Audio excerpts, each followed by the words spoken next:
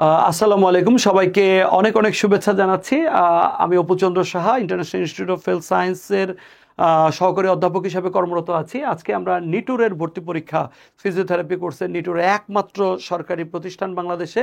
এছাড়া ইউনিভার্সিটি লেভেলে যশোর বিজ্ঞান প্রযুক্তি বিশ্ববিদ্যালয়ে যদিও এই কোর্সটা রয়েছে, এছাড়া ঢাকা এসটি এবং রাজশাহী এসটিতে এই কোর্সটা রয়েছে অ্যাভেলেবল।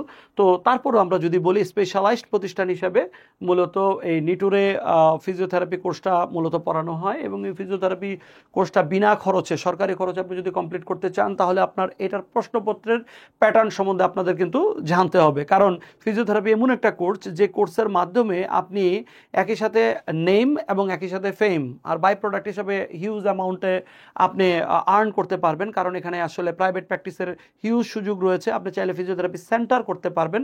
এটা নিয়ে আমাদের অনেক ভিডিও দেওয়া আছে, আপনারা চাইলে ভিডিওসগুলো দেখতে পারেন।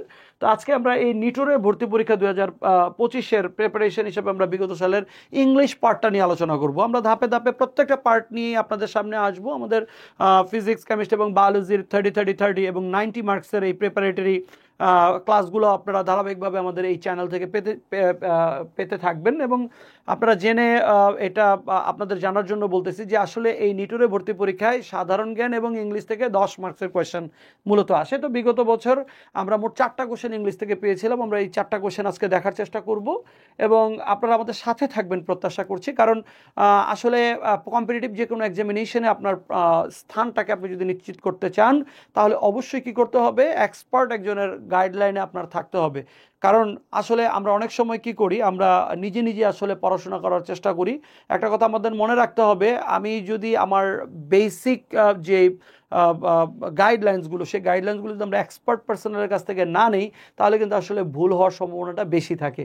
তো আজকে আমরা একটু দেখার চেষ্টা করব যে এই ইংলিশের 4টা কোয়েশ্চেন যে নিটুরে এসেছে, এই 4টা কোয়েশ্চেনের অ্যানালিসিসটা কি। দেখেন, প্রথমটাই আছে টু স্টিমুলেট, এর কাছাকাছি অর্থ প্রকাশ করে, তার মানে সিনোনিম চাচ্ছে। আমাদের কাছাকাছি অর্থ মানে হচ্ছে সিনোনিম, আর যদি বিপরীত অর্থের কথা বলতো তাহলে এটা হয়তো অ্যান্টোনিম। তো স্টিমুলেট হচ্ছে কাউকে উদ্দীপনা জাগানো। স্টিমুলেট, ধরেন আপনি কোনো কথা বলে কাউকে স্টিমুলেট করতে পারেন, অথবা কোনো ধরনের থেরাপির মাধ্যমে কাউকে আপনি স্টিমুলেট করতে পারেন, কোনো সেলকে আপনি স্টিমুলেট করতে পারেন। তো স্টিমুলেট হচ্ছে উদ্দীপনা জাগানো।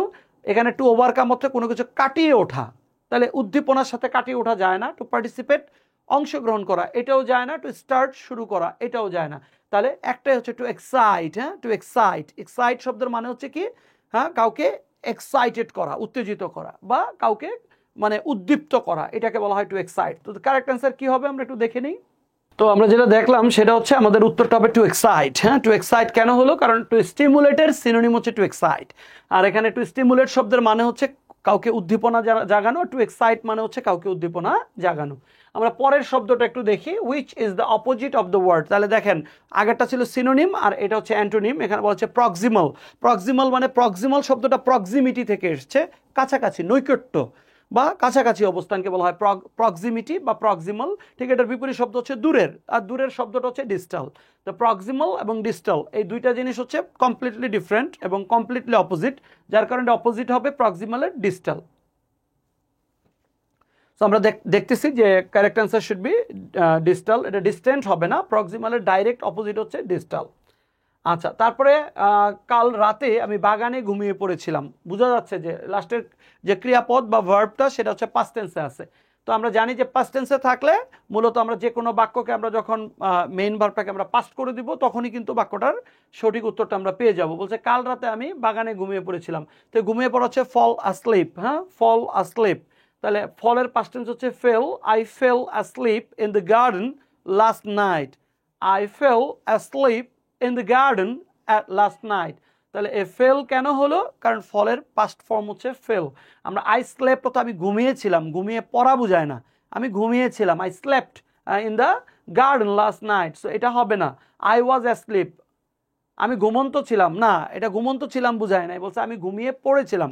তাহলে ঘুমিয়ে পড়া, এখানে ফল অ্যাসলিপ, এটার পাস্ট টেন্স হবে fell asleep. So the correct answer should be B, option B.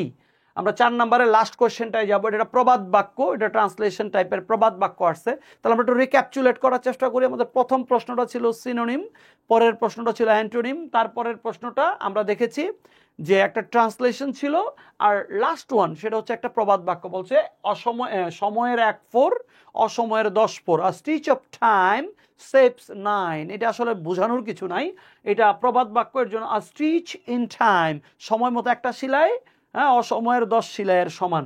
বলা হচ্ছে a stitch in time saves 9। তাহলে correct answer should be C. তাহলে আমরা দেখলাম যে এই সি নাম্বারের উত্তরটা হবে কারেক্ট। আমাদের 4টা কোয়েশ্চেন হয়ে গেল।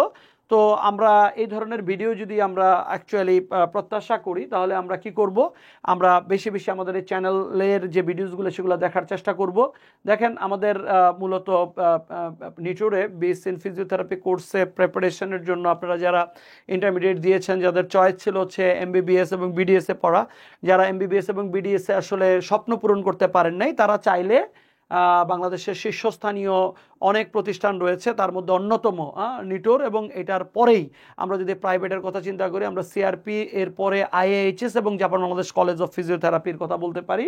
এই সমস্ত প্রতিষ্ঠান যেগুলো দেশ সেরা প্রতিষ্ঠান, সেগুলোতে ভর্তি হতে হলে মূলত আপনার অবশ্যই কারো এক্সপার্ট পার্সনের তত্ত্বাবধানে থাকা উচিত। তো আমাদের মোট জীববিজ্ঞানে 8টা ক্লাস, রসায়নে 8টা, পদার্থবিজ্ঞানে 8টা, ইংরেজিতে 3টা, সাধারণ জ্ঞানে 3টা এবং অধ্যায়ভিত্তিক পরীক্ষা 7000 এমসিকিউর উপর পরীক্ষা। আপনি অন্যান্য প্রিপারেশনও কিন্তু এই প্রিপারেশনের সাথে সাথে হয়ে যাবে।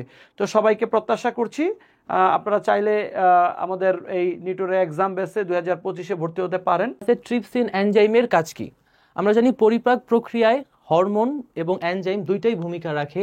এর মধ্যে ট্রিপসিন এনজাইম সেটা আমরা দেখি এখানে প্রোটিন জাতীয় খাদ্যের পরিপাকের জন্য হচ্ছে ট্রিপসিন এনজাইম। এখানে অপশনে আর দুইটা আছে, একটা হচ্ছে স্নেহ জাতীয় খাদ্যের পরিপাক, আর হচ্ছে শর্করা জাতীয় খাদ্যের পরিপাক।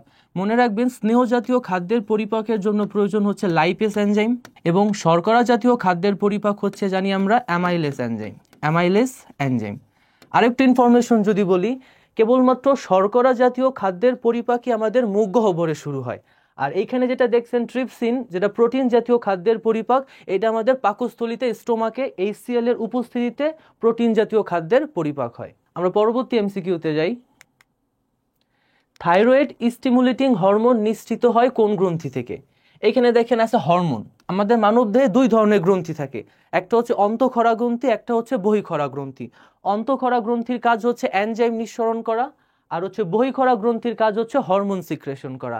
এই হরমোন হচ্ছে নালীবিহীন গ্রন্থি থেকে হয়। হরমোন জানি হচ্ছে আমরা নালীবিহীন গ্রন্থি থেকে নিঃসৃত হয়। মানে হরমোন চলাচলের জন্য শরীরের কোনো নালীর দরকার হয় না, যেমন এনজাইম কেবলমাত্র নালীর মাধ্যমে সারা দেহে পরিবাহিত হয়। এখন থাইরয়েড স্টিমুলেটিং হরমোন যেটা বলি আমরা TSH, যেটা বলি আমরা থাইরয়েড স্টিমুলেটিং হরমোন, এটার অ্যান্সার হচ্ছে আমরা জানি পিটুইটারি গ্রন্থি। আমাদের মস্তিষ্কে পিটুইটারি গ্রন্থি অবস্থান করে। সবাই জানি পিটুইটারি গ্রন্থিকে বলা হয় প্রভু গ্রন্থি। মনে রাখবেন, পিটুইটারি গ্রন্থিকে বলা হয় প্রভু গ্রন্থি। কেন এটা প্রভু গ্রন্থি বলা হয়? কারণ মস্তিষ্কে এর আকার সবচেয়ে ছোট এবং সবচেয়ে বেশি ভূমিকা পালন করে হচ্ছে এই আমাদের পিটুইটারি গ্ল্যান্ড, যেটা মধ্য মস্তিষ্কে অবস্থান করে। থাইরয়েড স্টিমুলেটিং হরমোন এটা মূলত নিঃসরণ হয় পিটুইটারি গ্রন্থি থেকে। পিটুইটারি গ্রন্থিকে বলা হয় হচ্ছে প্রভু গ্রন্থি। আচ্ছা ঠিক আছে, দেখেন পরবর্তী এমসিকিউতে যাই আমরা। এখানে বলছে চোখের পানি বা অশ্রু তৈরি হয় নিচের কোনটিতে? এটার অ্যান্সার হবে হচ্ছে ল্যাক্রিমাল গ্ল্যান্ড, যেটা চোখের এই কর্নারে অবস্থান করে। জানি আমরা ল্যাক্রিমাল গ্ল্যান্ড হচ্ছে চোখের কর্নারে অবস্থান করে। পরবর্তী এমসিকিউতে যাই আমরা।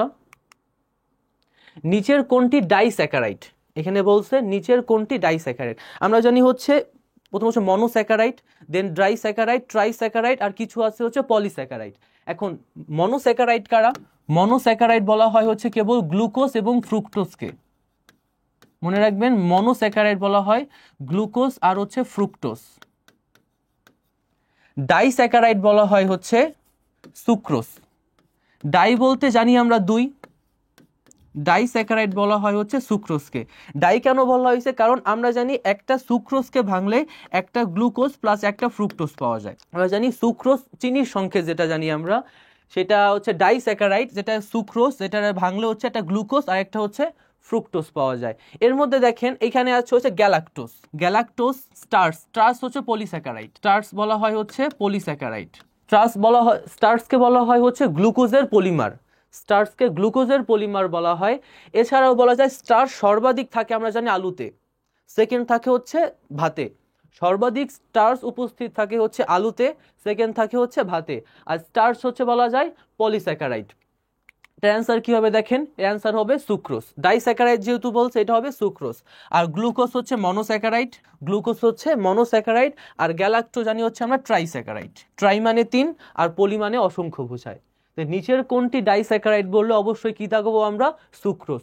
সুক্রোজ হচ্ছে চিনি, সুক্রোজ বলতে বোঝানো হয় হচ্ছে, সবাই মনে রাখবো সুক্রোজ মানে হচ্ছে চিনি। আমরা পরবর্তী স্লাইডে যাই। ডায়রিয়ার ফলে শরীরে যেসব পরিবর্তন ঘটতে পারে নিচের কোনটি সঠিক নয়, নিচের কোনটি সঠিক। এখানে অ্যান্সারে কি কি দিছে দেখ, এক আছে পানি শূন্যতা, ইলেকট্রোলাইট কমে যাওয়া, রক্তে অক্সিজেনের পরিমাণ কমে যাওয়া, আর কিডনি নিষ্ক্রিয়তা।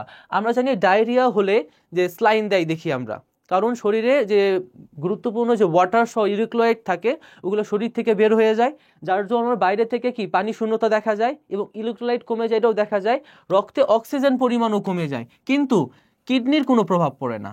কিডনি যে নিষ্ক্রিয়তা এখানে আছে এটা রং ছিল, কিডনির কোনো প্রভাব এই ডায়রিয়া হওয়ার ফলে এর সাথে যুক্ত থাকে না। পরবর্তী এমসিকিউ যদি দেখেন, একে বলছে ডিপিটি কোন রোগের টিকা। যদি ফুল ফর্ম বলি ডিপিটি, এটার তো diphtheria, D stand for diphtheria. এখানে পি বলতে বোঝায় পার্টুসিস, আর টি হচ্ছে টিটেনাস। মনে রাখবেন টি হচ্ছে টিটেনাস, টি হচ্ছে টিটেনাস। এই ডিপিটির ফুল ফর্ম হচ্ছে D stand for diphtheria, P pertussis এবং টি হচ্ছে টিটেনাস। এই পার্টুসিসের বাংলা কত হচ্ছে হুপিং কাশি। মনে রাখবেন এই পার্টুসিসের বাংলা হচ্ছে হুপিং কাশি। তো দেখেন এখানে অ্যান্সার তাহলে কি হবে, যদি আমরা পরবর্তী অ্যান্সারে যাই, ডিপথেরিয়া, হুপিং কাশি ও টিটেনাস, সি নম্বর হবে অ্যান্সার। দেখেন হৃৎপিণ্ডের মাইট্রাল ভালভ অবস্থিত কোথায়। আমরা জানি হচ্ছে হৃৎপিণ্ডে 4টা প্রকোষ্ঠ থাকে, ডান অ্যাট্রিয়াম, বাম অ্যাট্রিয়াম, ডান ভেন্ট্রিকল, বাম ভেন্ট্রিকল। এই ডান অ্যাট্রিয়াম এবং বাম অ্যাট্রিয়াম এবং এই 4টা যে প্রকোষ্ঠ আছে, 4টা প্রকোষ্ঠের মধ্যে সাধারণত জানি আমরা 2টা ভালভ অবস্থান করে। আমরা যদি একটু 4টা এরকম ভাবে চিহ্নিত করি, এটা যদি ডান অ্যাট্রিয়াম বলি এটা হবে বাম অ্যাট্রিয়াম, এটা অ্যাট্রিয়াম পোর্শন। একইভাবে এটা হবে ডান ভেন্ট্রিকল, এটা হবে বাম ভেন্ট্রিকল। আমরা জানি হচ্ছে ডান অ্যাট্রিয়াম এবং ডান ভেন্ট্রিকলের মাঝে থাকে হচ্ছে ট্রাইকাসপিড কপাটিকা, ট্রাইকাসপিড কপাটিকা, 3 পর্দা বিশিষ্ট ট্রাইকাসপিড কপাটিকা। এবং বাম অ্যাট্রিয়াম এবং বাম ভেন্ট্রিকলের মাঝে থাকে হচ্ছে 2 পর্দা বিশিষ্ট বাইকাসপিড, অথবা এখানে যেটা মেনশন করছে মাইট্রাল কপাটিকা, মাইট্রাল কপাটিকা। তার মানে এখানে অ্যান্সার হবে অবশ্যই বাম অলিন্দ এবং বাম নিলয়ের মাঝে। এর অ্যান্সার অবশ্যই হবে বাম অলিন্দ এবং বাম নিলয়ের মাঝে। এই ভালভের মেইন কাজ হচ্ছে কি, এই ভালভের মেইন কাজ হচ্ছে আপনার রিভার্স সার্কুলেশন অফ করা। রিভার্স সার্কুলেশন মানে যেমন এই ডান অ্যাট্রিয়ামে কার্বন ডাই অক্সাইড যুক্ত রক্ত প্রবেশ করে, এইখান থেকে ডান অ্যাট্রিয়ামে আসবে, ট্রাইকাসপিড কপাটিকা ভেদ করে তারপর হচ্ছে ডান ভেন্ট্রিকলে আসবে। এই কপাটিকার কাজ হচ্ছে যাতে এই কার্বন ডাই অক্সাইড যুক্ত রক্ত একবার যদি ডান ভেন্ট্রিকলে প্রবেশ করে, যে রিভার্সে যাতে ডান অ্যাট্রিয়ামে না যেতে পারে। তো ভালভের প্রধান কাজ হচ্ছে রিভার্স সার্কুলেশন অফ করা। একইভাবে এখানে বলতে পারি ডান অলিন্দ এবং ডান নিলয়ের মাঝে হবে ট্রাইকাসপিড কপাটিকা। এই 2টাই হচ্ছে মেন কপাটিকা বলা যায় হৃৎপিণ্ডের। মনে রাখবেন হৃৎপিণ্ডের বাইরের আবরণের নাম হচ্ছে পেরিকার্ডিয়াম। এটা এমসিকিউতে আসে।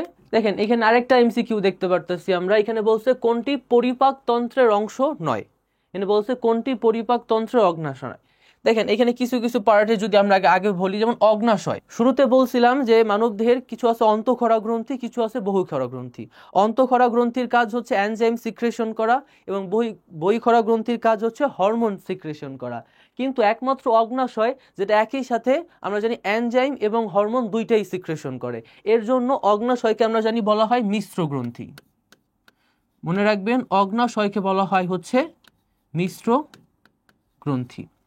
তারপর আসেন হচ্ছে পিত্তথলি, যেটা পিত্তর সাথে থাকে, মূলত যকৃতের পাশেই থাকে, যকৃতের পাশে থাকে এবং ডাইজেশন প্রক্রিয়ায় পিত্তথলি থেকে পিত্ত রস নিঃসৃত হয়।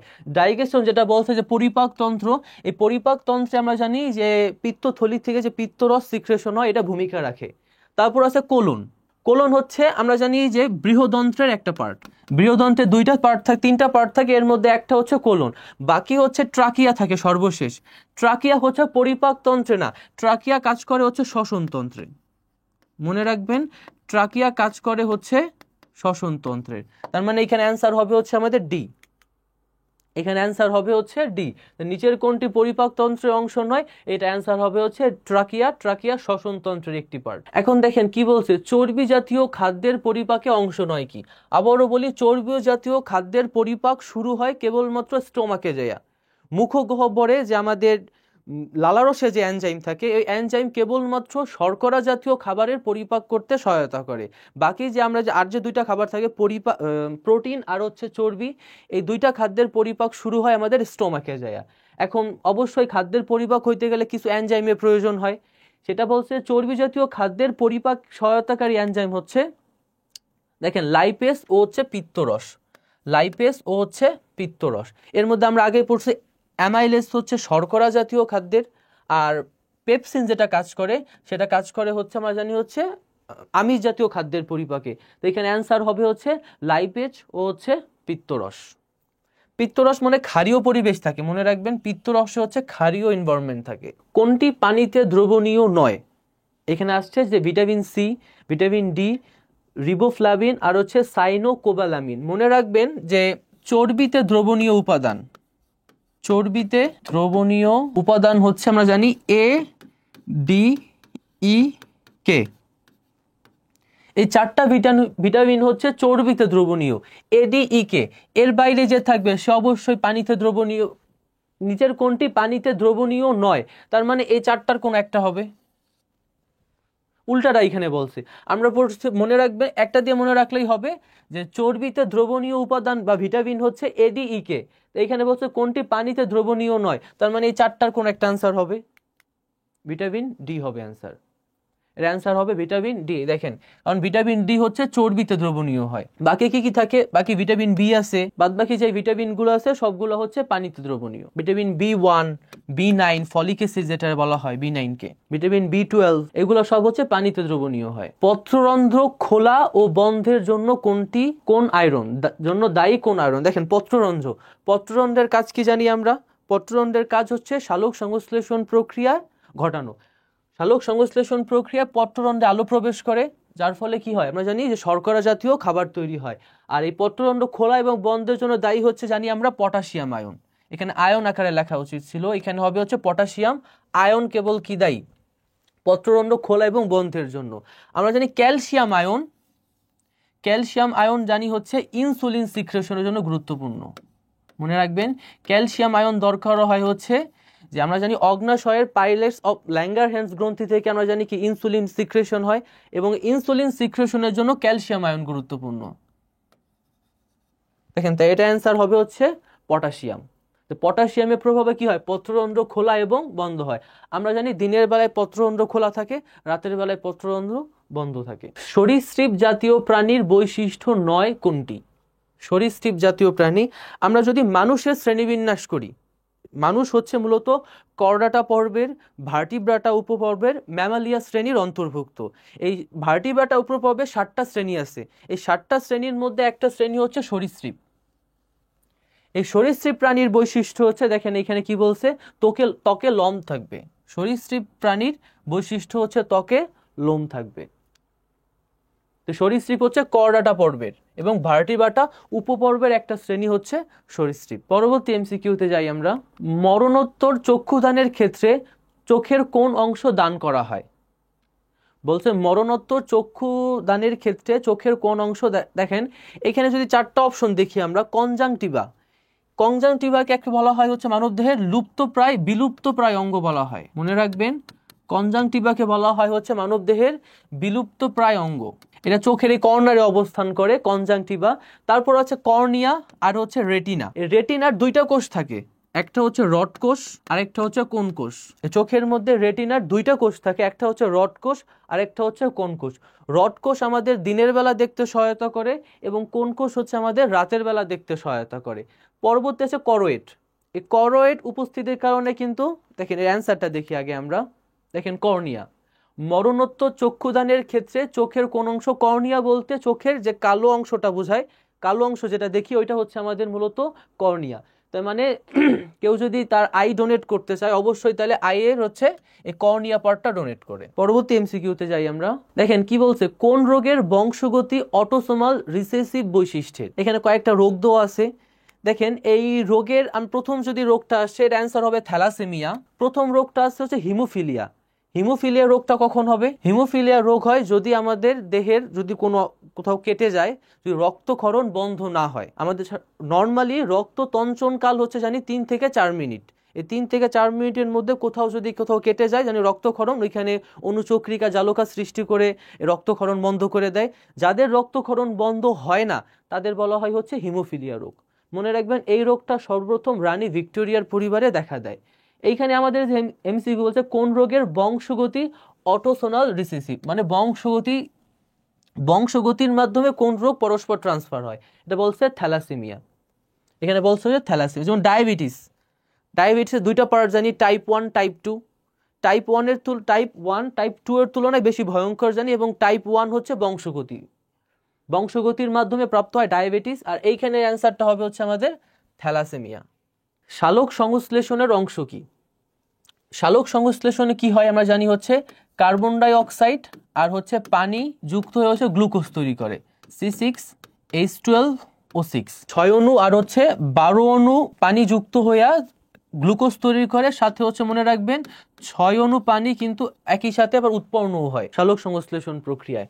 দেখেন এখানে কার্বন ডাই অক্সাইড আর অবশ্যই পানির 12 অণু পানি, 6 অণু অক্সিজেন মিলা তৈরি করে হচ্ছে 1 অণু গ্লুকোজ এবং 6 অণু হচ্ছে পানি। দেখেন এমসিকিউ আরো ঘুরে আসতে পারে যে গ্লুকোজে কার্বন হাইড্রোজেন অক্সিজেনের অনুপাত কত, তখন অবশ্যই কি দেখো এখানে বলছে কি C6H12O6 বলছে, তাহলে কি হবে 1:2:1। এরকম ভাবে এমসিকিউ আসে যে গ্লুকোজের কার্বন হাইড্রোজেন এবং অক্সিজেনের অনুপাত কত, সেইখানে দাগাবেন হচ্ছে 1:2:1। এখন বলছে সালোক সংশ্লেষণের অংশ কোনটি, বলছে ক্যালভিন চক্র। বাকি যেটা দেখেন গ্লাইকোলাইসিস কি, এখানে যে 3 নম্বর এমসিকিউ বলছে আমরা জানি হচ্ছে শ্বসনের ধাপ 4টা। এই 4টি ধাপের মাধ্যমে মানবদেহে সাধারণত শক্তি উৎপন্ন হয়। এই 4টার প্রথম ধাপ হচ্ছে গ্লাইকোলাইসিস। তার মানে এটা সালোক সংশ্লেষণের পার্ট না, এটা হচ্ছে শ্বসনের পার্ট বলা যায়। আমাদের ক্রেবস চক্র হচ্ছে শ্বসনের আরেকটা পার্ট। বিটা অক্সিডেশন এটা শ্বসনের পার্ট না, বাট এটা সালোক সংশ্লেষণের পার্ট না। তো এখানে হবে হচ্ছে ক্যালভিন চক্র, যেটা বলা হয় C3। তো সালোক সংশ্লেষণ প্রক্রিয়া মূলত কি তৈরি হয়, গ্লুকোজ তৈরি হয়, এবং এটার পার্ট হচ্ছে ক্যালভিন চক্র। নিচের কোনটি ভাইরাস জনিত রোগ নয়? কিছু কিছু রোগ আছে আপনাদের মনে রাখতে হবে যেটা ভাইরাস দ্বারা হয়, কিছু কিছু আছে যেটা ব্যাকটেরিয়া দ্বারা হয়। এখানে বলছে নিচের কোনটি ভাইরাস জনিত রোগ নয়, এটা অবশ্যই হবে হচ্ছে ডিপথেরিয়া। ডিপথেরিয়া হচ্ছে ব্যাকটেরিয়ার কারণে হয়, মনে রাখবেন ডিপথেরিয়া হয় হচ্ছে ব্যাকটেরিয়া থেকে। তো বাকি যে হার্পিস জোস্টার বলি আমরা, পোলিও বলি, হাম বলি, এগুলো সবই হচ্ছে ভাইরাসের কারণে হয়। বাকি 3টাই হচ্ছে মূলত ভাইরাসের কারণে হয়। এখানে বলছে কোনটি খাবার স্লাইনে থাকে না। আমরা জানি যে স্লাইন মানে লবণ টাইপের কিছু সল্ট বুঝি আমরা। সেইখানে দেখেন যেমন খাবার লবণের সংকেত কি জানি আমরা, খাবার লবণ যেটা সেটা জানি হচ্ছে সোডিয়াম ক্লোরাইড, NaCl। খাবার লবণের সংকেত হচ্ছে আমরা জানি হচ্ছে সোডিয়াম ক্লোরাইড। সল্টে এটা থাকতে পারে, দেখেন সোডিয়াম আর ক্লোরাইড। এখানে অপশনে দেখেন কি কি আছে, সোডিয়াম ক্লোরাইড আছে, পটাশিয়াম আছে, বাট এখানে থাকবে না হচ্ছে ক্যালসিয়াম। এখানে হচ্ছে নিচের কোন খাবার স্লাইনে থাকে না, ক্যালসিয়াম থাকে আবার অ্যান্টাসিডে। আমরা সবাই কম বেশি অ্যান্টাসিড খাই। অ্যান্টাসিডের সংকেত কি জানি আমরা, ক্যালসিয়াম হাইড্রোক্সাইড, ম্যাগনেসিয়াম হাইড্রোক্সাইড, এগুলো বলা হয় হচ্ছে অ্যান্টাসিড বলা হয়। আর অ্যান্টাসিডকে নন সিস্টেমিক ড্রাগও বলা হয়। তার মানে এখানে অ্যান্সার হচ্ছে আমাদের ক্যালসিয়াম। বাকি সোডিয়াম, পটাশিয়াম, ক্লোরিন এই 3টাই হচ্ছে খাবার স্লাইনে প্রেজেন্ট থাকে। শ্বাস প্রশ্বাস নিয়ন্ত্রণের সেন্টার হিসাবে মস্তিষ্কের কোন অংশ থাকে? শ্বাস প্রশ্বাস নিয়ন্ত্রণের সেন্টার হিসাবে মস্তিষ্কে মূলত উপস্থিত থাকে হচ্ছে বলা হয় মেডুলা অবলঙ্গাটা। মেডুলা অবলঙ্গাটা আমাদের জানি মস্তিষ্কের হচ্ছে 3টা পার্ট থাকে, অগ্র মস্তিষ্ক, মধ্য মস্তিষ্ক আর হচ্ছে পশ্চাৎ মস্তিষ্ক। এর মধ্যে মেডুলা অবলঙ্গটা হচ্ছে একটা আমাদের জানি পশ্চাৎ মস্তিষ্কের একটা পার্ট হচ্ছে, মনে রাখবেন পশ্চাৎ মস্তিষ্কের একটা পার্ট হচ্ছে মস্তিষ্কের পার্ট হচ্ছে মেডুলা অবলঙ্গটা। বাকি এখানে বলতে পারেন সেরেব্রাম, যেটা বলছে মানবদেহের, মনে রাখবেন মোট মস্তিষ্কের 80%ই হচ্ছে সেরেব্রাম থাকে। সেরেব্রাম বলতে মাথার আমাদের মূলত যেটা ব্রেইন বলি আমরা, ওইটা প্রকাশ করে। সেরেব্রাম মোট মস্তিষ্কের 80% স্থান জুড়ে থাকে হচ্ছে সেরেব্রাম। এটা কি কি নিয়ন্ত্রণ করে? এটা ঘুম, উদ্দীপনা ইত্যাদি নিয়ন্ত্রণ করে হচ্ছে সেরেব্রাম। তার মানে শ্বাস প্রশ্বাস যেটা নিয়ন্ত্রণের সেন্টার, যেটা কাজ করে হচ্ছে মস্তিষ্কের পশ্চাৎ মস্তিষ্কের একটা পার্ট হচ্ছে মেডুলা অবলঙ্গাটা। এখন আসেন কোনটি অগ্ন্যাশয় হতে নিঃসৃত নয়। প্রথমে আমরা পড়ে আসছিলাম হচ্ছে অগ্ন্যাশয়কে মানবদেহের মিশ্র গ্রন্থি বলা হয়। কেন মিশ্র গ্রন্থি বলা হয়? কারণ এটা একই সাথে এনজাইম এবং হরমোন দুইটাই সিক্রেশন করে, এর জন্য অগ্ন্যাশয়কে জানি হচ্ছে আমরা মিশ্র গ্রন্থি বলা হয়। অগ্ন্যাশয় একটা পার্ট হচ্ছে আইলেটস অফ ল্যাঙ্গারহ্যান্স, যেটা থেকে 4টা কোষ থাকে। একটা হচ্ছে আলফা কোষ, যেটা থেকে হচ্ছে গ্লুকাগন নিঃসৃত হয়। মনে রাখবেন আলফা কোষ থেকে হচ্ছে গ্লুকাগন নিঃসৃত হয়। আলফা কোষ থেকে নিঃসৃত হয় হচ্ছে গ্লুকাগন। এই গ্লুকাগনের কাজ কি? গ্লুকোজের পরিমাণ কমাই দেওয়া। মনে রাখবেন এই গ্লুকোজের পরিমাণ কমাই দেওয়া হচ্ছে কাজ হচ্ছে এই গ্লুকাগন কোষের, গ্লুকোজের পরিমাণ। সেকেন্ড আসেন হচ্ছে বিটা কোষ। বিটা কোষ থেকে নিঃসৃত করে হচ্ছে ইনসুলিন, এটা বাড়াই দেয়। গ্লুকাগন হচ্ছে গ্লুকোজের পরিমাণ বাড়াই দেবে। আর পরবর্তী ইনসুলিন যেটা বিটা কোষ থেকে নিঃসৃত হয়, এটা হচ্ছে গ্লুকোজের পরিমাণ কমাই দেয়। গ্লুকোজের পরিমাণ হচ্ছে কমাই দেয়। যখন এই ইনসুলিন বিটা সেল যেটা ঠিকভাবে শরীরে কাজ করবে না, তখন দেহে গ্লুকোজের পরিমাণটা বেড়ে যাবে আর আমাদের ডায়াবেটিস হয়। ডায়াবেটিস বলতে অ্যাকচুয়ালি কি বোঝায়? যে দেহে গ্লুকোজের পরিমাণ বেড়ে যাওয়া। এখন যখনই আপনার এই আইলেটস অফ ল্যাঙ্গারহ্যান্সের বিটা কোষ থেকে ইনসুলিন ঠিকভাবে সিক্রেশন হবে না, তখন গ্লুকোজের পরিমাণ মানবদেহে বেড়ে যাবে, যার ফলে আমাদের ডায়াবেটিস হয়। দেখেন এইখানে 4টা অপশন আছে, অ্যান্সার হবে হচ্ছে পেপসিন। কোনটি অগ্ন্যাশয় হতে নিঃসৃত নয়? পেপসিন, ট্রিপসিন দুইটাই হচ্ছে অগ্ন্যাশয় থেকে নিঃসৃত নয়, বোথ আর রাইট, বি এবং সি। বাকি ইনসুলিন এবং গ্লুকাগন যেটা দেখলাম, দুইটাই হচ্ছে সিক্রেশন হয় হচ্ছে অগ্ন্যাশয় থেকে। এর মধ্যে ইনসুলিন হচ্ছে বিটা সেল থেকে হয় এবং গ্লুকাগন হচ্ছে আমরা জানি হচ্ছে আলফা সেল থেকে হয়। কোনটি রক্তে গ্লুকোজের মাত্রা বাড়ায়? একটু আগেই পড়ছি আমরা, গ্লুকোজের মাত্রা বাড়া হয় হচ্ছে গ্লুকাগন। রক্তে গ্লুকোজের মাত্রা বাড়ায় হচ্ছে গ্লুকাগন, আর ইনসুলিন হচ্ছে গ্লুকোজের মাত্রা কমায়। দেখেন অ্যান্সার যদি দেখি আমরা, গ্লুকাগন। কিছুক্ষণ আগেই পড়ে আসছি আমরা যে অগ্ন্যাশয়ে যে দুইটা কোষ আছে আলফা এবং বিটা, এর মধ্যে আলফা কোষ থেকে গ্লুকাগন সিক্রেশন হয়। গ্লুকাগনের কাজ হচ্ছে মূলত দেহে গ্লুকোজের পরিমাণ বাড়াই দেওয়া, এবং বিটা সেল থেকে সিক্রেশন হয় হচ্ছে ইনসুলিন, এবং এই ইনসুলিনের কাজ হচ্ছে গ্লুকোজের পরিমাণ কমাই দেওয়া। এখানে বলছি যে কোনটিকে অমর প্রাণী বলা হয়, এটা থিওরি রিলেটেড অ্যাকচুয়ালি। দেখেন বলছে অ্যামিবা, অ্যামিবাকে বলা হয় হচ্ছে মূলত অমর প্রাণী। এবং অ্যামিবা মনে রাখবেন হচ্ছে পরিফেরা পর্বের অন্তর্গত। মানবদেহে যে পুরা জাতিকে যে 9টা পর্বে ভাগ করা হয়, 9টা প্রথম পর্ব জানি হচ্ছে আমরা পরিফেরা। এই পরিফেরা পর্বের অন্তর্গত হচ্ছে অ্যামিবা, এবং এই অ্যামিবাকে বলা হয় কি মূলত অমর প্রাণী, কারণ অ্যামিবা অনেক দিন পর্যন্ত বাঁচে। এখানে বলছে হচ্ছে যে নিচের কোনটি ভিটামিন B12 এর অভাবে হয়? বলছে নিচের কোনটি ভিটামিন B12 এর অভাবে হয়? এখানে বলছে মেগালোব্লাস্টিক অ্যানিমিয়া, এটা ভিটামিন B12 এর অভাবে হয়। প্রথম আসি অ্যানিমিয়া। আমরা জানি যে মানবদেহের 3 প্রকারের কণিকা থাকে, লোহিত রক্ত কণিকা, শ্বেত রক্ত কণিকা এবং হচ্ছে অনুচক্রিকা। এখন লোহিত রক্ত কণিকা যেটা, এটা যদি মোট সংখ্যার 25%-এর নিচে চলে আসে, তখন তাকে বলা হয় অ্যানিমিয়া বা রক্ত স্বল্পতা। এটার যদি বাংলা নাম বলি, এটা হচ্ছে রক্ত স্বল্পতা। এটা বলা হয় হচ্ছে রক্ত স্বল্পতা। নিচের কোনটি ভিটামিন B12 এর অভাবে হয়? এটা বলছে মেগালোব্লাস্টিক অ্যানিমিয়া, এবং অ্যানিমিয়া বলতে বোঝানো হয় যে মানবদেহে যে লোহিত রক্তকণিকার পরিমাণ যদি 25%-এর নিচে চলে আসে, রক্ত স্বল্পতা বলা হয়। এবং লোহিত রক্তকণিকা সম্পর্কে আরেকটা ইনফরমেশন হচ্ছে, আমরা জানি যে লোহিত রক্তকণিকা মানবদেহের এক এক স্টেজের এর সংখ্যা এক এক রকম থেকে। সবচেয়ে বেশি থাকে হচ্ছে ভ্রূণদেহে। মনে রাখবেন লোহিত রক্তকণিকার সংখ্যা সবচেয়ে বেশি থাকে হচ্ছে ভ্রূণদেহে, 90 থেকে 94 লক্ষ। প্রাপ্তবয়স্ক মেলে 50 থেকে 54 লাখ, এবং ফিমেলে থাকে হচ্ছে 44 থেকে 49 লাখ। তো অ্যানিমিয়া বলা হয় হচ্ছে ভিটামিন B12 এর অভাবে। আমরা জানি হচ্ছে যে স্কারভি রোগ হয় ভিটামিন সি এর অভাবে। ভিটামিন সি অভাবে কি হয় জানি আমরা, হচ্ছে স্কারভি রোগ হয়।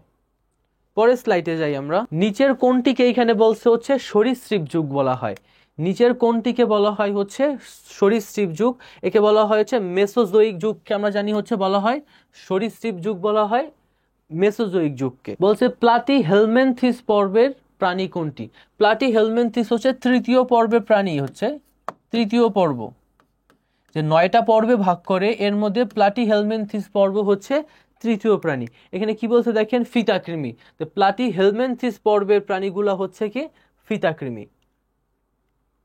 মানে কেঁচো অ্যানিলিডা, কেঁচো হচ্ছে অ্যানিলিডা, তেলাপোকা হচ্ছে আর্থ্রোপোডা। মনে রাখবেন কেঁচো হচ্ছে অ্যানিলিডা এবং তেলাপোকা হচ্ছে আর্থ্রোপোডা। তেলাপোকা হচ্ছে আর্থ্রোপোডা এবং বলা হয় যে আর্থ্রোপোডাকে বলা হয় সর্ববৃহৎ পর্ব।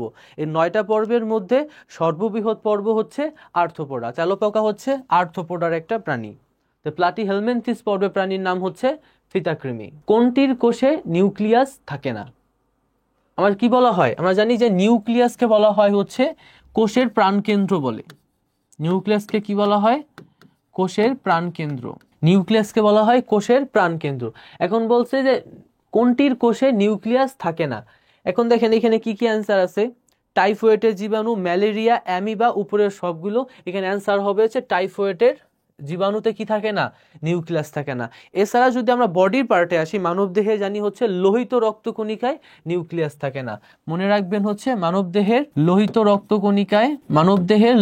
রক্তকণিকায় কোনো রকমের মানে লোহিত রক্তকণিকায় নিউক্লিয়াস উপস্থিত থাকে না। প্রাণী কোষে কোনটি থাকে না? দেখেন এখানে বলছে গোলগি বডি। গোলগি বডিকে কি বলা হয়? যে মানবদেহের ট্রাফিক পুলিশ বলা হয় গোলগি বডিকে। মানবদেহের ট্রাফিক পুলিশ বলা হয় গোলগি বডিকে। ট্রাফিক পুলিশ বলা হয় হচ্ছে গোলগি বডিতে। নিউক্লিয়াসকে বলা হয় হচ্ছে কোষের প্রাণকেন্দ্র। একটু আগে পড়ছি আমরা কোষের প্রাণকেন্দ্র। এন্ডোপ্লাজমিক রেটিকুলাম, যেটার গায়ে মূলত রাইবোজোম লেগে থাকে জানি আমরা। সর্বশেষ আছে ক্লোরোপ্লাস্ট। প্লাস্টিড আছে জানি আমরা। প্লাস্টিডকে বলা হয় হচ্ছে কোষের রান্নাঘর। ওইখানে প্লাস্টিডে কি হয়, অ্যাকচুয়ালি শর্করা জাতীয় খাদ্য তৈরি হয় প্লাস্টিডে। যেই শর্করা জাতীয় খাদ্যের উপর প্রাণীজাতি প্রত্যক্ষ এবং পরোক্ষভাবে নির্ভরশীল। দেখেন দ্য ক্লোরোপ্লাস্ট অবশ্যই পাতায় তৈরি হবে। পত্ররন্ধ্র, যেটা একটু আগে পড়ছি আমরা, পত্ররন্ধ্রে তৈরি হয়। ক্লোরোপ্লাস্ট বলতে হচ্ছে সবুজ অংশ বোঝায়। ক্লোরোপ্লাস্ট হচ্ছে সবুজ অংশ। তাই অ্যান্সার হবে কি আমাদের? অবশ্যই ক্লোরোপ্লাস্ট অ্যান্সার হবে। প্লাস্টিড 3 প্রকার: ক্লোরোপ্লাস্ট, ক্রোমোপ্লাস্ট, লিউকোপ্লাস্ট। সকল ধরনের সবুজ রং হচ্ছে ক্লোরোপ্লাস্ট। সবুজ ব্যতীত অন্যান্য সকল রং হচ্ছে ক্রোমোপ্লাস্ট। যদি আপনাদের এমসিকিউ আসে যে গাজর যে রঙিন হয় এটি কোনটির কারণ হয়, সবাই দেখাবেন হচ্ছে ক্রোমোপ্লাস্ট। আর লিউকোপ্লাস্ট হচ্ছে জানি আমরা বর্ণহীন। তো প্রাণী কোষে থাকে না হচ্ছে মূলত ক্লোরোপ্লাস্ট। তো ক্লোরোপ্লাস্ট থাকে হচ্ছে উদ্ভিদ কোষে। এখানে বলছে বংশগত স্বজন নির্ধারণের জন্য কোনটি ব্যবহার করা হয়? দেখেন কি বলছে, জিনোম সিকোয়েন্স বলছে বংশগত স্বজন নির্ধারণের জন্য। ক্যারিওটাইপিং বলেন, বোন সিটোগ্রাফ, এর কোনোটাই হচ্ছে বংশগত সাথে রিলেটেবল না। সবাত ও অবাত শ্বসনের অভিন্ন ধাপ কোনটি? 2 ধরনের শ্বসন জানি, একটা হচ্ছে সবাত শ্বসন, একটা হচ্ছে অবাত শ্বসন। সবাত শ্বসন হচ্ছে যেটা হচ্ছে অক্সিজেনের উপস্থিতিতে হয়, আর অবাত শ্বসন যেটা হচ্ছে অক্সিজেন অ্যাবসেন্ট থাকে। অক্সিজেন হচ্ছে অ্যাবসেন্ট থাকে। এই শ্বসনের জানি 4টা ধাপ। একটা হচ্ছে ক্রেবস চক্র, গ্লাইকোলাইসিস সহ আরো 2টা ধাপ আছে। এই 4টা ধাপের মধ্যে 3টা ধাপ সংগঠিত হয় মাইটোকন্ড্রিয়ায়, এবং শ্বসনের মাধ্যমে যেহেতু শরীরে শক্তি তৈরি হয় এজন্য মাইটোকন্ড্রিয়াকে বলা হয় হচ্ছে কোষের পাওয়ার হাউস। আর বাকি যেটা একটা বলছি গ্লাইকোলাইসিস, এটা হচ্ছে সাইটোপ্লাজমে সংগঠিত হয়। এখানে বলছে সবাত এবং অবাত শ্বসনের অভিন্ন ধাপ, মানে যেই ধাপটাই 2টার মধ্যেই প্রেজেন্ট থাকবে, এটা হচ্ছে গ্লাইকোলাইসিস। আর মনে রাখবেন গ্লাইকোলাইসিস ঘটে হচ্ছে সাইটোপ্লাজমে। আচ্ছা দেখেন পরবর্তী এমসিকিউ দেখি আমরা। এখানে বলছে যে উদ্ভিদের সংবহন তন্ত্রের অংশ কি? উদ্ভিদের সংবহন তন্ত্র বোঝানো হয়, আমরা জানি হচ্ছে যে শিকড়ের মাধ্যমে যে খনিজ লবণ সহ অন্যান্য ইলেকট্রোলাইট আয়ন যেগুলো আছে সারা দেহে ছড়ায় যায়, এবং পাতায় যে খাদ্য তৈরি হয় পাতা থেকে সারা দেহে ছড়ায়। 2টা পরিবহন টিস্যু থাকে। পরিবহন টিস্যু 2 প্রকার, মনে রাখবেন পরিবহন টিস্যু হচ্ছে 2 প্রকার। পরিবহন টিস্যু 2 প্রকার, একটা হচ্ছে জাইলেম আর একটা হচ্ছে ফ্লোয়েম। একটা হচ্ছে জাইলেম আর একটা হচ্ছে ফ্লোয়েম। জাইলেম মানে যায়, কি নিয়ে যায়? পাতায় যে খাদ্য তৈরি হয় এই খাদ্য সারা দেহে ছড়াই নিয়ে যায়। এবং ফ্লোয়েম ফেরে, আর জাইলেম হচ্ছে যায়। তো এখানে অ্যান্সার হবে হচ্ছে মূলত ফ্লোয়েম, পরিবহন তন্ত্র ফ্লোয়েম, জাইলেম এবং ফ্লোয়েম। জাইলেম মানে যায়, কি নিয়ে যায়? খনিজ লবণ নিয়ে যায় সারা দেহে শিকড় থেকে। আর হচ্ছে ফ্লোয়েমের কাজ হচ্ছে ফেরে, কি নিয়ে ফেরে? পাতায় যে খাদ্য তৈরি হয় ওই খাদ্য নিয়ে সারা দেহে ছড়ায় দেয়। স্ট্রোমা যেটা, এই স্ট্রোমা থাকে হচ্ছে জানি হচ্ছে আমরা প্লাস্টিডে। দেখেন অ্যান্সার হবে উদ্ভিদের সংবহন তন্ত্রের অংশ হচ্ছে মূলত ফ্লোয়েম। কোনটি পরজীবী জনিত রোগ নয় বলছে এখানে? কোনটি পরজীবী জনিত রোগ নয়? দেখেন এখানে অ্যান্সার কি দিছে? এখানে অ্যান্সার দিছে হচ্ছে ডিপথেরিয়া। বাকি যে গোদরোগ বলেন, এই ম্যালেরিয়া, ভিভিক্স, তারপর হচ্ছে স্টেবিস, এগুলো সবই হচ্ছে মূলত পরজীবীর দ্বারা শরীরে হয়। রক্ত জমাট বাধাজনিত সমস্যা হচ্ছে দেখেন থ্রোম্বোসিস, রক্ত জমাট। এই রক্ত জমাট বাঁধতে সহায়তা করে হচ্ছে জানি হচ্ছে আমরা প্লাটিলেটস বা অনুচক্রিকা। প্লাটিলেটস অথবা অনুচক্রিকা হচ্ছে মূলত রক্ত জমাট বাঁধতে সহায়তা করে। এবং যদি রক্ত জমাট না বাঁধে তাহলে রোগ যে শেষ, সেটা বলা হয় হচ্ছে থ্রোম্বোসিস। মনে রাখবেন হচ্ছে থ্রোম্বোসিস। 4টা ক্লটিং ফ্যাক্টর কাজ করে এখানে রক্ত জমাট বাঁধতে। 1 নম্বর বলা হয় ক্যালসিয়াম আয়ন, 2 নম্বর বলা হচ্ছে ফাইব্রিনোজেন। মানবদেহের মোট ক্লটিং ফ্যাক্টর হচ্ছে 13টি, এর মধ্যে 4টা ক্লটিং ফ্যাক্টর হচ্ছে জানি রক্ত জমাট বাঁধতে সহায়তা করে। এক হচ্ছে ক্যালসিয়াম আয়ন, 2 হচ্ছে ফাইব্রিনোজেন, 3 হচ্ছে প্রোথ্রম্বিন, আর 4 হচ্ছে থ্রোম্বোপ্লাস্টিন।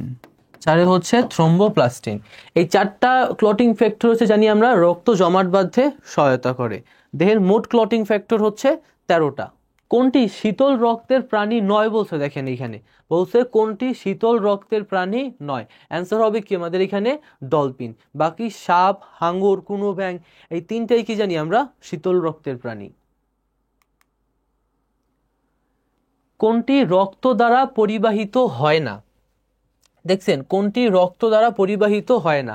আমরা জানি হচ্ছে হরমোন জানি নালীবিহীন গ্রন্থি থেকে নিঃসৃত হয়, এবং কোনো নালীর সাহায্যে হরমোন পরিবাহিত হয় না। তার মানে হরমোন অবশ্যই রক্তের মাধ্যমে হবে।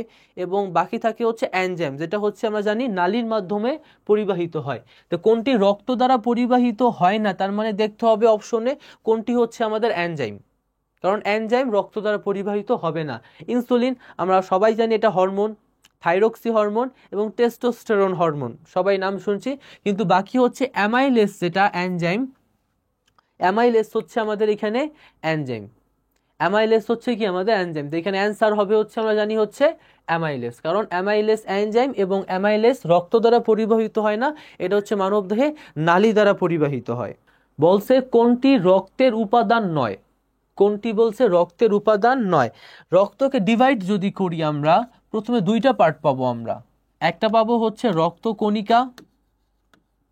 রক্তর ক্লাসিফিকেশন যদি করি, তো প্রথমে পাবো হচ্ছে আমরা রক্ত কণিকা, আর সেকেন্ড পাবো হচ্ছে আমরা রক্ত রস, যেটা প্লাজমা বলা হয়, রক্ত রস। এখানে আরেকটা এমসিকিউ আসে, রক্ত কণিকার পার্সেন্টেজ হচ্ছে 45% এবং রক্ত রসের পার্সেন্টেজ হচ্ছে 55%। রক্তকণিকা থাকে 45%, রক্তরস থাকে হচ্ছে 55%। এই রক্তকণিকা 3টা পার্ট থাকবে আবার, লোহিত রক্তকণিকা, শ্বেত রক্তকণিকা, অনুচক্রিকা। আবার শ্বেত রক্তকণিকা আবার ভাগ আছে। দেখেন এখানে যে অপশন টেস্ট করি আমরা, দেখেন ফার্স্টে বলছে অনুচক্রিকা, রক্তকণিকার একটা পার্ট। প্লাজমা হচ্ছে রক্তরস বলি আমরা। ইওসিনোফিলটা কি? এই যে শ্বেত রক্তকণিকা 2টা পার্ট। শ্বেত রক্তকণিকায় নিউক্লিয়াস থাকবে, নিউক্লিয়াসের খণ্ডায়নের উপর ভিত্তি করে শ্বেত রক্তকণিকায় 2 ভাগে ভাগ করা হয়, গ্রানুলোসাইট। গ্রানুলোসাইটের মধ্যে ইওসিনোফিল, বেসোফিল, নিউট্রোফিল থাকে। তার মানে দেখেন ইওসিনোফিলও কি তাহলে আমাদের রক্তের একটা পার্ট। বাকি থাকে হচ্ছে ধমনী শিরা যেটা বলি আমরা। এই ধমনী মূলত কি রক্তের কোনো অংশ নয়। অ্যান্সার হবে হচ্ছে কি আমাদের ধমনী। কোনটি বৃক্কের কাজ নয়? তো বৃক্কের প্রধান কাজ কি? বৃক্কের প্রধান কাজ হচ্ছে নাইট্রোজেন ঘটিত বর্জ্য পদার্থ দেহ থেকে নিষ্কাশন করা। এটাই হচ্ছে প্রধান কাজ বৃক্কের। এখানে দেখেন অপশনে কি কি বলছে, নাইট্রোজেন ঘটিত বর্জ্য নিষ্কাশন, একটু আগে যেটা বললাম অবশ্যই অ্যান্সার হবে। পানিতে ভারসাম্য রক্ষা করা, অবশ্যই পানির ভারসাম্য রক্ষা করা আরেকটা কাজ হচ্ছে আমাদের বৃক্কের। আমরা যদি বেশি পানি খাই তা আমাদের অবশ্যই ইউরিন শরীর থেকে সিক্রেশন বেশি হয়, কম পানি খেলে ইউরিন কম উৎপন্ন হয় শরীরে। এটা নিয়ন্ত্রণ করে কি যায় এডিএইচ হরমোন, অ্যান্টিডাই ইউরেটিক হরমোন। এখানে যে যদি আমরা পানি কম খাই তাহলে অবশ্যই এডিএইচ ক্ষরণের পরিমাণ বেড়ে যাবে, এবং যদি পানি বেশি খাই আমরা তাহলে এডিএইচ এর ক্ষরণ কমে যায়। এজন্য পানি যদি কম খাই আমরা দেখি মূত্র ঘন হয়, কারণ পানি কম খাইলে এই এডিএইচ হরমোন সিক্রেশন বেড়ে যায়, ভেসোপ্রেসিন বলা হয়। এডিএইচ ফুল ফর্ম হচ্ছে অ্যান্টিডাই ইউরেটিক হরমোন, অ্যান্টিডাই ইউরেটিক হরমোন, অথবা এটার বলা হয় হচ্ছে ভেসোপ্রেসিন। এটা মানবদেহে যে অগ্রমস্তিষ্কের পিটুইটারি গ্ল্যান্ড থাকে, ওই গ্ল্যান্ড থেকে হচ্ছে এডিএইচ সিক্রেশন হয়, এবং এডিএইচই মূলত দেহের পানির ভারসাম্য রক্ষা করে। নাইট্রোজেন ঘটিত বর্জ্য তৈরি, দেখেন নাইট্রোজেন ঘটিত বর্জ্য পদার্থ নিষ্কাশনের কাজ হচ্ছে বৃক্কের, কিন্তু নাইট্রোজেন ঘটিত বর্জ্য তৈরি কিন্তু বৃক্ষে করে না। যেমন ইউরিয়া বলি আমরা, ইউরিয়াকে কি বলা হয় আমরা জানি, প্রথম আবিষ্কৃত জৈব যৌগ বলা হয় ইউরিয়াকে। এখন এই ইউরিয়া তৈরি হয় জানি আমরা যকৃতে। আর সবাই ভুল করে আসে, যেহেতু ইউরিয়া এই নাইট্রোজেন ঘটিত বর্জ্য পদার্থের সাথে রিলেটেবল, এর জন্য আমরা ইউরিয়া আসলেই বৃক্ষ দাগাই দিই, কিন্তু ইউরিয়া প্রধান তৈরি হয় হচ্ছে মূলত যকৃতে। রক্তকণিকা তৈরিতেও বৃক্ষ সহায়তা করে। অ্যান্সার হবে হচ্ছে এইখানে জানি আমরা নাইট্রোজেন ঘটিত বর্জ্য তৈরি। মানুষ শুনতে পায় কত থেকে কত রেঞ্জের কম্পাঙ্ক। কম্পাঙ্ক কাকে বলে? কম্পাঙ্ক হচ্ছে আমরা জানি শব্দ সৃষ্টির প্রধান শর্ত হচ্ছে বস্তুর কম্পন। একটা শব্দ সৃষ্টি হবে এর প্রধান শর্ত হবে আগে বস্তুর কম্পিত হইতে হবে, তারপর শব্দ সৃষ্টি হবে। কম্পাঙ্ক কি হচ্ছে? কম্পাঙ্ক হচ্ছে যে বলা যায় যে 1 সেকেন্ডে বস্তু কতবার কম্পিত হয়েছে, একে বলা হয় হচ্ছে কম্পাঙ্ক। এখন 1 সেকেন্ডে যদি 20 বারের কম কম্পিত হয় তাইলেও মানুষ শুনতে পারবে না, এবং 1 সেকেন্ডে যদি এর কম্পনের পরিমাণ 20,000-এর বেশি হয় তাইলেও মানুষ শুনতে পায় না। তো আমাদের রেঞ্জ হচ্ছে, নর্মাল রেঞ্জ হচ্ছে 20 থেকে 20,000। দেখেন যদি রেঞ্জটা বলি আমরা 20 থেকে 20,000, এই 20কে বলা হয় হচ্ছে শব্দতর, এই ত ইউজ করা হয়, এবং এইখানে ইউজ করা হয় হচ্ছে শব্দ এই তয় ত, শব্দতর। দুইটাই শব্দতর, বাট এইখানে হচ্ছে শুধু তো, এটার বলা হয় তয় ত। এই 20 থেকে 20,000 বলতে আবারও বলি 1 সেকেন্ডে যদি কম্পনের পরিমাণ 20-এর কম হয় তাইলেও আমরা শুনতে পাবো না, এবং 1 সেকেন্ডে যদি কম্পনের পরিমাণ 20,000-এর বেশি হয় তাইলেও কি আমরা শব্দ শুনতে পারবো না। আমরা জানি যে হাতি 20,000-এর বেশি কম্পিত যদি হয় হাতি শুনতে পারে। তো নর্মাল রেঞ্জ হচ্ছে 20 থেকে 20,000। আর কম্পাঙ্কের একক জানি হচ্ছে আমরা হার্টস, কম্পাঙ্কের একক জানি হচ্ছে আমরা হার্টস। অ্যান্সারটা হচ্ছে 20 থেকে 20,000। দেখেন একটি রাইফেলের গুলি একটি তক্তাকে ঠিক ভেদ করতে পারে, যদি গুলির বেগ দ্বিগুণ করা হয় তবে অনুরূপ কয়টি তক্তা ভেদ করতে পারবে? আমরা জানি গতিশক্তি ইকে বলা হয় হচ্ছে কাইনেটিক এনার্জি, যেটা জানি আমরা ইকে ইকুয়ালস জানি হচ্ছে half of M V square, জানি ইকে ইকুয়ালস জানি half of M V square. এখন দেখেন আপনি গুলির বেগ দ্বিগুণ করছেন, গুলির বেগ এখানে দ্বিগুণ করা হয়েছে, তাহলে যদি ইকুয়েশন লিখি আমরা half into M into 2v এর square, half into M into 4v square. 4টা যদি আপনি সামনে আনেন 4 into half of M V square. দেখেন এখানে লেখা যায় না 4 into EK, because EK equals half of M V square ছিল, এইখানের এম ভি স্কোয়ার ইকুয়ালস আমরা লিখছি হচ্ছে ইকে। তো দেখেন যদি দ্বিগুণ করা হয় তাহলে বেগ বৃদ্ধি পাবে হচ্ছে 4 গুণ, বেগ বৃদ্ধি পাবে হচ্ছে 4 গুণ। তো এখানে অ্যান্সার কি হবে? আমাদের অ্যান্সার হবে হচ্ছে 4টি তক্তা ভেদ করতে পারবে। তার শর্টকাট ফর্মুলা যদি বলি, যদি বেগ জাস্ট আপনি স্কোয়ার করে দেবেন, এখানে দ্বিগুণ বলতে এগুলো 4 হইছে, যদি এখানে 3 গুণ হইতো তাহলে এখানে 9 দেখাইতাম আমরা। 4 হলে 16, 5 হলে 25, যেটাই আসুক না কেন আপনি জাস্ট ওইটার স্কোয়ার করে দেবেন। পরবর্তী এমসিকিউতে যাই আমরা। হারমোনিয়াম একটি নির্দিষ্ট সপ্তকে সর্বোচ্চ কম্পাঙ্কের ঘর কি? আমরা জানি যে সপ্তক এখানে বলে দিয়েছে যে 7টা হবে, সা রে গা মা পা ধা নি। দেখেন সর্বশেষ নিতে যায় থামে, কিন্তু আর কম্পাঙ্ক এই সা থেকে শুরু হয় এবং নিতে যাইয়া সর্বোচ্চ দেখা যায়। দেখেন অ্যান্সার হবে হচ্ছে নি, সর্বশেষ যেটা। দেখেন এখানে সপ্তকদার আগেই বলছে 7টা হবে, সা রে গা মা পা ধা নি, আর কম্পাঙ্ক সা থেকে ইনক্রিজ হইতে থাকে, নি পর্যন্ত বাড়তে থাকে। তো সর্বোচ্চ কম্পাঙ্ক পাবো হচ্ছে আমরা নিতে। কি বলতে দেখেন, যে তাপমাত্রায় কোনো একটি চুম্বকের চুম্বকত্ব সম্পূর্ণ বিলুপ্ত হয় তাকে বলা হয় কি? তাকে বলা হয় হচ্ছে কুড়িবিন্দু। যে এরকম কোনো পদার্থ, চুম্বকায়ন পদার্থ একটা নির্দিষ্ট টেম্পারেচারে যদি নেওয়া হয় তাহলে তার চুম্বক ধর্ম পুরোপুরি বিলুপ্ত হয়ে যায়, আর ওই টেম্পারেচারকে বলা হয় হচ্ছে কুড়িবিন্দু। পরম তাপমাত্রা কি? পরম তাপমাত্রা পড়েন হচ্ছে শূন্য তাপমাত্রা, রুম টেম্পারেচার যেটা বলি আমরা। রুম টেম্পারেচার জানি হচ্ছে 25 ডিগ্রি সেলসিয়াস। রুম টেম্পারেচারও জানি আমরা 25 ডিগ্রি সেলসিয়াস। হবে কি? এটা অ্যান্সার হবে হচ্ছে কুড়িবিন্দু। কোনটির তরঙ্গ দৈর্ঘ্য সর্বাধিক? কোনটির এখানে বলছে তরঙ্গ দৈর্ঘ্য। যদি আমরা একটু রেঞ্জ করি তরঙ্গ দৈর্ঘ্যের, একে জায়গা পাই হচ্ছে radio wave, radio wave. Second হচ্ছে মাইক্রোওয়েভ। 3 নম্বর বলা হয় হচ্ছে অতিবেগুনি রশ্মি। 3 নম্বর বলা হয় হচ্ছে অতিবেগুনি। 4 নম্বর বলা হয় হচ্ছে দৃশ্যমান। 5 বলা হয় হচ্ছে ইনফ্রারেড আইআর। 6 হচ্ছে এক্স রে, আর 7 হচ্ছে গামা রে। এই মূলত এই যে তরঙ্গ দৈর্ঘ্য সর্বাধিক বলছে, এই হচ্ছে 7টা। এর মধ্যে সবচেয়ে বেশি রেডিও ওয়েভের, তারপর মাইক্রোওয়েভ, তারপর অতিবেগুনি রশ্মি। অতিবেগুনি রশ্মি এই দুইটা রেঞ্জ মনে রাখেন, এর হচ্ছে 10 থেকে 380 ন্যানোমিটার। 380 ন্যানোমিটার, এটা হচ্ছে 380 থেকে 780 ন্যানোমিটার। 380 থেকে 700। আমরা জানি দৃশ্যমান আলোর 7টা রং থাকে, বেনি, আস্থ, কলা। দেখেন এইখানে হচ্ছে তরঙ্গ দৈর্ঘ্য অবশ্যই বেগুনিতে সবচেয়ে কম, লাল আলোর তরঙ্গ দৈর্ঘ্য সবচেয়ে বেশি। যার তরঙ্গ দৈর্ঘ্য বেশি তার হচ্ছে বিস্তার কম হয়, এবং যার তরঙ্গ দৈর্ঘ্য কম তার বিস্তার বেশি হয়। যেহেতু লাল আলোর তরঙ্গ দৈর্ঘ্য বেশি এবং বিস্তার কম, এজন্য দেখবেন রাতের বেলায় লাল আলো ব্যবহার করা হয়। বিস্তার কম হওয়ার কারণে লাল আলো অনেক দূর পর্যন্ত যায়। দৃশ্যমান অঞ্চলের রেঞ্জ হচ্ছে 380 থেকে 780 ন্যানোমিটার। তারপর হচ্ছে ইনফ্রারেড রশ্মি, যেটা চিকিৎসা ক্ষেত্রে হিউজ পরিমাণে ব্যবহার করা হয়। তারপর হচ্ছে এক্স রে, সর্বশেষ হচ্ছে আমরা জানি গামা রে। আপনি দেখবেন এই 4টার মধ্যে কোনটা অপশন আছে। দেখেন এখানে রেডিও তরঙ্গ আছে, তো অ্যান্সার হবে কি আমাদের এখানে রেডিও তরঙ্গ। এই অতিবেগুনি ইউভি রশ্মি যেটা, এটা একটা মোস্ট কমন কোয়েশ্চেন আসে, যে জাল টাকা শনাক্তকরণে ইউভি রশ্মি ব্যবহার করা হয়। পরবর্তীতে যদি দেখি কি বলছে এখানে, বল ও বলের ক্রিয়াকালের গুণফলকে কি বলা হয়? দেখেন বল এবং বলের ক্রিয়াকাল মানে হচ্ছে বল এবং বলের ক্রিয়াকাল হচ্ছে টি। অবশ্যই বল ও বলের ক্রিয়াকালকে বলা হয় হচ্ছে মূলত বলের ঘাত।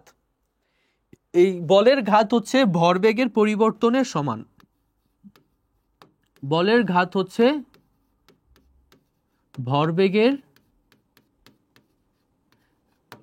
ভরবেগের সংরক্ষণ সূত্র, এটা বলা যায় যে বলের ঘাত হচ্ছে ভরবেগের পরিবর্তনের সমান। বলের ঘাত হচ্ছে ভরবেগের পরিবর্তনের সমান। এটাই তাহলে কি হবে, যে FT equals MV minus mu, অথবা এম কমন দিলে ভি মাইনাস ইউ। যদি এখান থেকে আপনি এম কমন নেন তাহলে সেটা হবে হচ্ছে ভি মাইনাস ইউ। তো এফটি হচ্ছে ভরবেগের পরিবর্তন এর সমান হচ্ছে বল এবং তার ক্রিয়াকালের গুণফল। এটা ভরবেগের সংরক্ষণ সূত্রের মধ্যেও পড়ে। আর এটা বলা হয় বলের ঘাত। ঘাত বল কি? ঘাত বল হচ্ছে যে বলা যায় যে কোন একটা বল যদি খুব অল্প সময়ের জন্য ক্রিয়াশীল হয়, আমরা জানি হচ্ছে ঘাত বল হচ্ছে কোনো একটা বল যদি অল্প সময়ের জন্য ক্রিয়াশীল হয় তাহলে তাকে ঘাত বল বলা হয়। যেমন আমরা ক্রিকেট খেলি, ক্রিকেটের ব্যাটের সাথে বল খুব অল্প সময়ের জন্য লাগে, এক্সাম্পল হিসেবে দিতে পারি। আমরা র্যাকেট খেলি, কক ব্যাটের সাথে অল্প সময়ের জন্য লাগে। এই এক্সাম্পলগুলো হচ্ছে মূলত ঘাত বলের। বাকি কাচ, টর্ক এগুলো আমরা নেক্সট আলোচনা করব। তো বল ও ক্রিয়াকালের গুণফলকে বলা হয় হচ্ছে বলের ঘাত। নিচের জড়গুলোর মধ্যে কোন রাশিগুলোর মাত্রা একই বলছে? আমরা যদি কাজের মাত্রা বলি, কাজ ডাব্লিউ ইকুয়াল জানি হচ্ছে আমরা এফএস, ডাব্লিউ ইকুয়াল জানি হচ্ছে এফএস। এর মধ্যে এফ ইকুয়াল জানি হচ্ছে এম এ।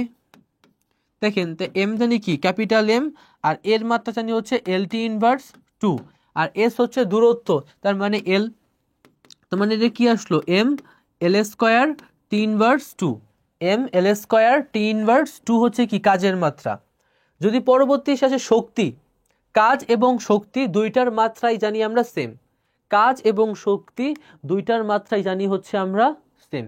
এর মধ্যে বলের মাত্রা একটু আগে পড়ছি আমরা, বলের মাত্রা হচ্ছে M L T inverse two, M L T inverse two. ক্ষমতার মাত্রা কি হবে, যেহেতু ক্ষমতা পি ইকুয়ালস কি জানি আমরা, ডাব্লিউ বাই টি।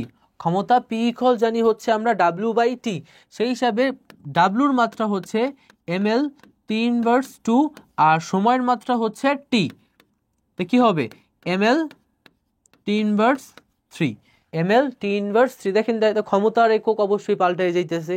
তো অ্যান্সার হবে হচ্ছে এটা কাজ ও শক্তি। নিচের জোড়াগুলোর মধ্যে কোনটির রাশিগুলোর মাত্রা একই, সেটা হবে কাজ ও শক্তি, কারণ দুইটারই হচ্ছে মাত্রা M L square T inverse two, দুইটারই মাত্রা হবে M L square T inverse two.